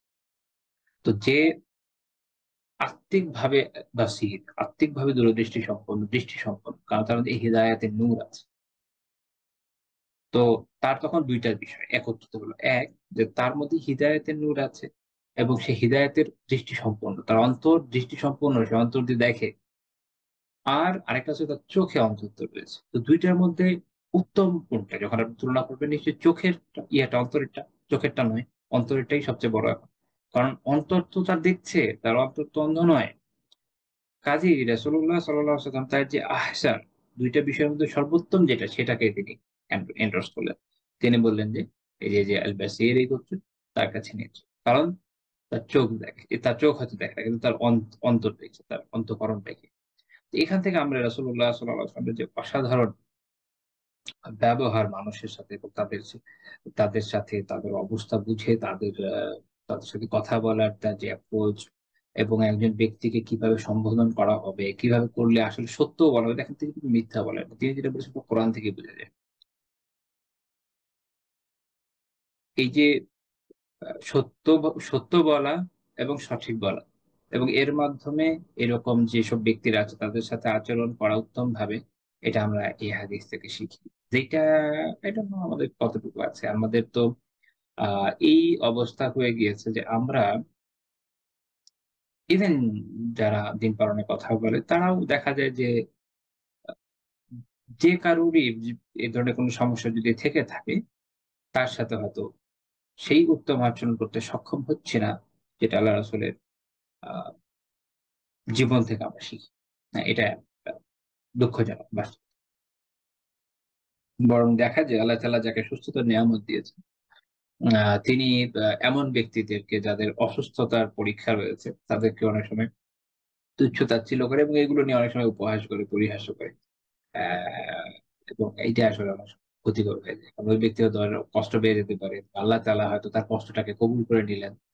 সেই সেম রোগে আক্রান্ত হলো। আমার নিজের এরকম পরিচিতের মধ্যে ঘটনা আছে যে একজন আরেকজনকে একটা সার্টেন ইস্যু নিয়ে অনেক বেশি করে, অনেক বেশি ইম্পোর্টাল করে ফেলছে। তো সে খুব দুঃখ পেয়েছে। যে এমন না যে বেশি বদদোয়া করে ফেলেছে, খুবই দুঃখ পেয়েছে। তো লাস্ট কয়েক বছর পরে ৫-৭ বছর পরে একদিন পরিচিতই সবসময় কথাবার্তা হয়। একদিন কথায়, কথায় জানা গেল যে তাকে খুব কষ্ট দিচ্ছিল সে বলল সেম রোগে তো প্যাথেটিক। বাট এটা কিন্তু বাস্তব। আল্লাহ তাআলা তো পরীক্ষা নেয়। আল্লাহ তাআলা যখন কারো পরীক্ষা নিচ্ছেন, তার প্রতি কম্প্যাশনেট হওয়া দরকার। তাকে বুলিং করার কোন সুযোগ ইসলাম আপনাকে দেয়নি। আপনি যত বড় আল্লাময় হন না কেন। আল্লাহ তাআলার কাছে সবাই আল্লাহ তাআলা সবার জন্য অ্যা একই বিচারের ব্যবস্থা রেখেছেন। তো যাই হোক, এটা আমাদের বোঝা জরুরি। এবং আমরা এখানে দেখি যে আমরা এখনকার সময়ে অনেক ক্ষেত্রে যারা যাদের এই ধরনের বিভিন্ন সমস্যা থাকে, কারো তো বিকলাঙ্গতা আছে, কারো সন্তান হয়তো যেটা বলে না স্পেশাল চাইল্ড অর গিফটেড। তো তাদের ক্ষেত্রে কিভাবে তাদের সাথে সুন্দরভাবে আচরণ করা দরকার, এটা আমরা আ এখন হয়তো ভাবছি। কিন্তু আল্লাহ রাসূল অনেক আগে আমাদেরকে এগুলো শিখিয়েছেন। এমন একটা সময় যখন চারপাশে দুনিয়া এতটা অন্ধকারাচ্ছন্ন ছিল যে মানুষের এই ধরনের অসুস্থতাগুলোকে মানুষ কার্সড মনে করত বিভিন্নভাবে। ভাবত যে সে হয়তো কোন ধরনের অভিশাপে অভিশপ্ত। আ যাদের অন্য ধরনের সমস্যা আছে, বিশেষ করে মৃগরোগ আছে, তাদের একসময় তো মানুষ সমাজচ্যুত করে ফেলত। আমরা সামনে দেখব যে রাসূলুল্লাহ সাল্লাল্লাহু আলাইহি ওয়াসাল্লাম এই ধরনের ক্ষেত্রেও কিভাবে সবরের পরামর্শ দিয়েছেন। আ এটা আমাদেরকে খুবই মনোযোগের সাথে দেখতে হবে। কারণ এক তো হচ্ছে আলহামদুলিল্লাহ আমাদের এই সমস্যাগুলো হয়তো অনেকেরই নাই। বাট এটাও সত্য অনেকের আছে। যার যেটা আছে সে সেই রিলেভেন্ট জায়গা থেকে শিক্ষা নিতে পারবে। দ্বিতীয় হচ্ছে যে যাদের এই সমস্যাগুলো আছে তাদের সাথে আমরা কিভাবে আচরণ করব সেটা আমরা শিখব। তৃতীয়ত আ আমরা বিপদে সবরের গুরুত্বটা খুব ভালোমতো উপলব্ধি করতে সক্ষম ইনশাআল্লাহ তাআলা। তো এই প্রসঙ্গে আরেকটা আলোচনা আমরা এখানে সংযুক্ত করব ইনশাআল্লাহ। ৩ নাম্বার পয়েন্ট যে তিনি এরকম যারা ব্যক্তিরা ছিলেন, আমি ১ম এ যে টাইটেল বলেছি অনেকগুলো টপিক বলেছি। তো এজন্য এটা আমভাবে বলব। শুধু একক টাইপের নয়, সবার ক্ষেত্রে বলছি। তিনি তাদের দেখা যেত যাদের মনোকষ্ট দূর করতে সচেষ্ট হতেন, তাদের বোঝাতেন যে তাদের যে দৈহিক সৌন্দর্য এটাই আসলে মানুষের দৈহিক সৌন্দর্যই মূলত উচ্চ মর্যাদার কারণ নয়, বরং তাদের ঈমান। আপনারা জানেন যে আল্লাহ তাআলার কাছে সবচেয়ে মর্যাদার বিষয় কি? আ যে সবচেয়ে আতকা, যে সবচেয়ে মুত্তাকি আল্লাহ তাআলার কাছে সেই সবচেয়ে আকরাম, সেই সবচেয়ে সম্মানিত। এটাই ইসলামের মূল নীতি। এটা আমাদের সব ক্ষেত্রেই প্রযোজ্য। শুধু আ মানে জাস্ট কেউ কোন সমস্যায় পড়ে একটা ডায়ালগ দিবে এরকম না। জীবনের প্রত্যেক ক্ষেত্রে। তো এক্ষেত্রে আমরা ইবনে মাসউদ রাদিয়াল্লাহু তাআলা আনহুর একটা বর্ণনা একটু যদি দেখি। ইবনে মাসউদ রাদিয়াল্লাহু তাআলা আনহুর ক্ষেত্রে সিরাত কারগণ যেভাবে আলোচনা করেছেন যে তিনি ছিলেন আ খুবই স আ খুবই কৃশকায়, খুবই কৃশকায় মানে কিন্তু কালো না। খুবই মানে খুবই শুকনো, শুকনো ধরনের মানুষ। আ এবং আকৃতিতেও খাটো ছিলেন।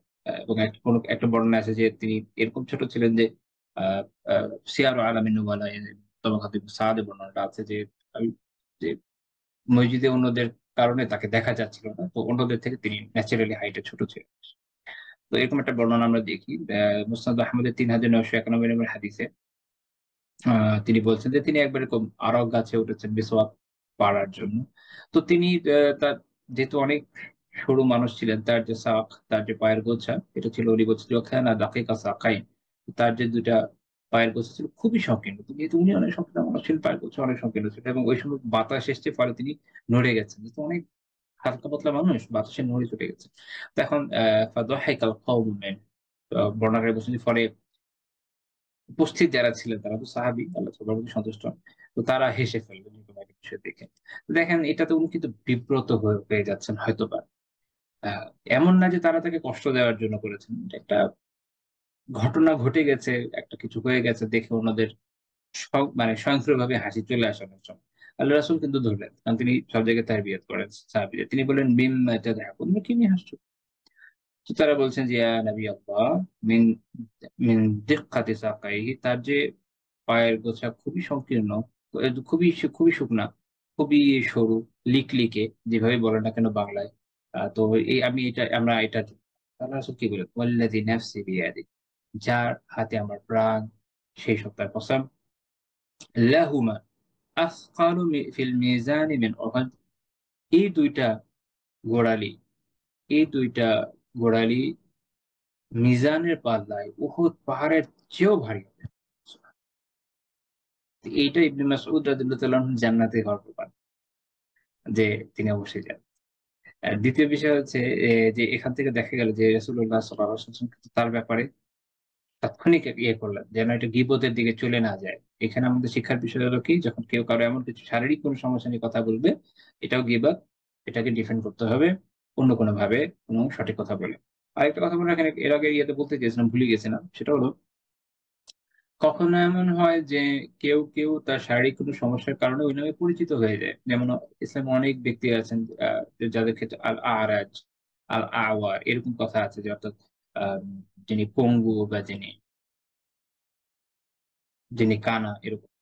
আ তো এগুলো হচ্ছে তাদের একটা টাইটেল হিসেবে প্রসিদ্ধ হয়ে গেছে। ফলে তার প্রসিদ্ধির জন্য ওই নাম বললে ওই এলাকায় সবাই তাকে চেনে। ইন দ্যাট কেস তাকে পচানোর জন্য না, জাস্ট যেহেতু সবাই এই নামে চিনে ওইটা দিয়ে তার সাথে ইন্টারেক্ট করার জন্য বা তাকে খোঁজার জন্য, তার বর্ণনা দেওয়ার জন্য তখন ওইটা ব্যবহার করা বৈধ। অর্থাৎ এটা হচ্ছে ডিপেন্ড অন দ্য সিচুয়েশন। ওকে। আমরা আবার আগের আলোচনায় ফেরত আসি। তো এটা একটা চমৎকার বিষয় যেটা আমরা এখান থেকে দেখলাম এবং এখান থেকে আলিমরা একটা বিষয় বের করেছেন সেটা হচ্ছে যে কিয়ামতের দিন আপনারা জানেন যে মানুষের আমল পরিমাপ হবে। মানুষের আমলনামা পরিমাপ হবে এবং আ বলা হয়েছে যে যারা আমেল যে আমলকারী সেও পরি পরি তারও পরিমাপ হবে। এটার দলিল হচ্ছে এই হাদীস যেহেতু এখানে বলা হয়েছে যে তার ২ টা পায়ের ওজন। তো এইজন্য ইমাম ইবনে আবিল ইজ রাহিমাহুল্লাহ তাআলা শারহুল আকিদাত আত-তাহাবিয়াতে বলছে আন্নাল আমিল ইউজানু মা আমালি। যে আমেল যে আমলকারী সেও তার আমলের সাথে পরিমাপ তারও করা হবে। এটা আলোচনা জামার একটা আকিদা আমরা এখানে জানলাম। এই হাদিস থেকে আমরা এতগুলো ফায়দা পেয়ে গেলাম। আ ইয়ে শায়খ আহমদ রাহিমাহুল্লাহ সনদ থেকে সহিহ গায়রি বলেছেন। লা ইলাহা ইল্লাল্লাহ। এখন ইবনে মাসউদ রাদিয়াল্লাহু তাআলা আনহুর বিষয়টা দেখেন যে তিনি আল্লাহর রাসূল থেকে কিভাবে তারবিয়ত পেয়েছেন যে তিনি ছিলেন আল্লাহর রাসূলের সবচেয়ে সাদৃশ্যপূর্ণ ব্যক্তি। আব্দুর রাহমান বিন ইয়াজিদ রাহিমাহুল্লাহ বলছেন যে সাআলনা হুযাইফাতা আন রাজুলিন قريب السمت والهدي من النبي صلى الله عليه وسلم حتى ناخذ عنه যে আমরা হুযাইফা বিন ইয়ামান রাদিয়াল্লাহু তাআলা আনহুকে জিজ্ঞেস করলাম যে রাসূলুল্লাহ সাল্লাল্লাহু আলাইহি ওয়াসাল্লামের সাথে তার যে বাহ্যিক গঠন এবং তার যে দ্বীনি অবস্থান এই উভয় ক্ষেত্রে সবচেয়ে বেশি সাদৃশ্যপূর্ণ ব্যক্তি কে? যেন আমরা তার থেকে নিতে পারি বিষয়গুলো। তো তিনি বললেন হুযাইফা রাদিয়াল্লাহু আনহু কি বললেন? মা আ'রিফু আহাদান আকরাবা সামতা ওয়া হাদিয়া ওয়া জাল্লা বিন নবী সাল্লাল্লাহু আলাইহি ওয়াসাল্লাম মিন ইবনি উম্মি আবদ। ইবনে উম্মি আবদ ছিল আব্দুল্লাহ বিন মাসউদ রাদিয়াল্লাহু তাআলা আনহু। আ উম্মু আবদ ছিল আব্দুল্লাহ বিন মাসউদ রাদিয়াল্লাহু তাআলা আনহুর মায়ের নাম। এজন্য উনি হচ্ছেন ইবনু উম্মি আবদ। এটা উনার একটা ইবনে মাসউদ ছাড়াও আরেকটা প্রসিদ্ধ নাম হচ্ছে কি ইবনু উম্মি আবদ। উম্মু আবদের ছেলে। তো এখান থেকে দলিল পাওয়া যায় যে আ বাবার নাম ছাড়াও মায়ের নামের দিকে সম্পৃক্ততা হতে পারে। অনেকে মনে করেন হতে পারে না, এটা সঠিক না। সাহাবীদের আমলের মধ্যে পাওয়া যায় পরবর্তী আলিমদের মধ্যে। যাই হোক। তো তিনি বলছেন যে এই ক্ষেত্রে সবচেয়ে সাদৃশ্যপূর্ণ কে? আল্লাহ রাসূলের ইবনে মাসউদ রাদিয়াল্লাহু তাআলা। সহিহ বুখারী ৩৭৬২ নম্বর হাদিস। অর্থাৎ কিভাবে কতটা অগ্রসর হয়ে গেছে দেখেন, চিন্তা করুন যে আ তিনি হয়তো যে বর্ণনা যেমন আছে যে কৃষকায় এবং তিনি খাটো কিন্তু তাতেই কি? এটা তো তাকে পিছিয়ে দেয় নাই। বরং তাকে অনেক এগিয়ে দিয়েছে। এটা হচ্ছে তার তাকওয়া যে আল্লাহ তাআলা তাকে এই পর্যায়ে এগিয়ে দিয়েছে। ইমাম তিরমিজি রাহিমাহুল্লাহ ৩৮৫৭ হাদিস শোনালেন। সেখানে এই বর্ণনাটা এনেছেন। একই বর্ণনা আব্দুর রহমান বিন ইয়াজিদের। তো তিনি তিনি যখন এই কথা বললেন, তখন আ হুযায়ফা রাদিয়াল্লাহু আনহু এখানে একটা এক্সট্রা কথা একটা কথা বলেছেন যেটা এখানে আছে। তিনি বললেন যে ওয়ালাকাদ আলিমাল মাহফুজুনা মিন আসহাবি রাসূলিল্লাহি সাল্লাল্লাহু আলাইহি ওয়াসাল্লাম আন্না ইবনা উম্মি আব হুয়া মিন আকরাবিহিম ইলাল্লাহি যুলফা। যে রাসূলুল্লাহ সাল্লাল্লাহু আলাইহি ওয়াসাল্লামের যে সাহাবীরা তার বিশ্বস্ত সাহাবীরা তারা একটা ভালোভাবে অবগত আছেন যে ইবনু উম্মে আবদ তাদের প্রত্যেকের তুলনায় আল্লাহ তাআলার অধিক নৈকট্যজনকারী। ইমাম তিরমিজি এই হাদিসকে হাসান সহিহ বলেছেন। আচ্ছা, আল্লাহ তাআলার নৈকট্য পাওয়া যাচ্ছে কিভাবে? তাকওয়ার মাধ্যমে, আমলের মাধ্যমে। সেটা কিসের কারণে থেমে নাই। একজন ব্যক্তি আ সে কৃষক আয় কিনা, সে দেখতে সুন্দর না কিনা, এটার উপর থেমে থাকে। যদি আমি একটা বর্ণনা দিয়েছিলাম যে তিনি তুলনামূলক কিরকম অন্যদের থেকে একটু খাটো ছিলেন। একটা বর্ণনা সিয়ার ও আলামিন নুবালায় পাবেন। মানে একজন যায়েদ বিন ওয়াহাব রাহিমাহুল্লাহ তাআলা বলেছেন যে, ইন্নী জালিসুন মা উমর ইবনে খাত্তাব, বলছে আমি উমর ইবনে খাত্তাব রাদিয়াল্লাহু আনহুর সাথে বসেছিলাম। ওই সময় ইবনু মাসউদ রাদিয়াল্লাহু আনহু আসলেন। তো অন্যদের কারণে তাকে দেখা যাচ্ছিল না। আ উনি বলছেন যে মিন কিসারি, তিনি যেহেতু খাটো ছিলেন এই কারণে আরকি। তো তাকে দেখে ওমর রাদিয়াল্লাহু আনহু হেসে ফেললেন, তার সাথে কথা বললেন, তার সাথে একটা কোনো বিষয় নিয়ে আলাপ আলোচনা করলেন। তারপর তিনি যখন চলে গেলেন ওমর রাদিয়াল্লাহু আনহু তাকিয়ে থাকলেন তাকে যতক্ষণ তিনি যাচ্ছেন ততক্ষণ। তিনি যাওয়ার পরে তিনি ওমর রাদিয়াল্লাহু আনহু তাদেরকে যখন ফিরে বললেন যে, "হুনাইফুন মুলিআ ইলমা", সে জ্ঞান ভর্তি এক পাত্র। এরকম ইলমে সুসজ্জিত এক ব্যক্তিত্ব ছিল। এর আগে আমরা তাকওয়া, পরহেজগারি এগুলো তো বললাম, ইলমের বিষয় বললাম। যে আল্লাহ রাসূল সাল্লাল্লাহু আলাইহি ওয়াসাল্লাম এভাবে উনি ধারণ করেছেন।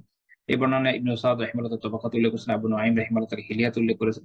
আ সিয়ার আল আলামিন নুবালার মুহাক্কিক এর সনদকে সহিহ বলেছেন। এখানে একটা ইন্টারেস্টিং বিষয় এখানে এড করে আমি আজকে আলোচনা শেষ করব যে আব্দুল্লাহ বিন মাসউদ রাদিয়াল্লাহু তাআলা আনহু এই সিলসিলা তার যে আল্লাহ রাসূল সাল্লাল্লাহু আলাইহি ওয়াসাল্লামের সাথে সাদৃশ্য সিলসিলা, অ্যা বাহ্যিক দিক থেকে, বাহ্যিক মানে কি? দেখতে শুনতে একই রকম কিন্তু না। আচার-আচরণ। যেভাবে হাঁটতেন আল্লাহ রাসূল তিনি এভাবে হাঁটতেন, যেভাবে চলতেন তিনি এভাবে চলতেন, যেভাবে খেতেন তিনি সেভাবে চলতেন এইভাবে আরকি। তিনি যেভাবে খেতেন সেভাবে খেতেন এইভাবে। এবং তার দিনের যেভাবে তিনি সালাত আদায় করতেন ইত্যাদি। তো ইবনে মাসউদ রাদিয়াল্লাহু আনহুর সাথে সাদৃশ্য একটা পুরো সিলসিলা আছে। হুমায়দ বিন আব্দুর রহমান আর-রুয়াসি রাহিমাহুল্লাহ তিনি বর্ণনা করছেন যে রাসূলুল্লাহ সাল্লাল্লাহু আলাইহি ওয়াসাল্লামের সাথে এরকম এই বিষয়গুলো সবচেয়ে সাদৃশ্যপূর্ণ কে ছিল? আব্দুল্লাহ বিন মাসউদ। ওয়া কানা আশবাহ নাস বি আব্দুল্লাহ বিন মাসউদিন আলকাম। এবং আব্দুল্লাহ বিন মাসউদ রাদিয়াল্লাহু আনহুর সাথে সবচেয়ে সাদৃশ্যপূর্ণ ছিলেন কে? আলকামা বিন কায়েস রাহিমাহুল্লাহ তাআলা। ওয়া কানা আশবাহ নাস বি আলকামা ইব্রাহিম আন-নাখাই।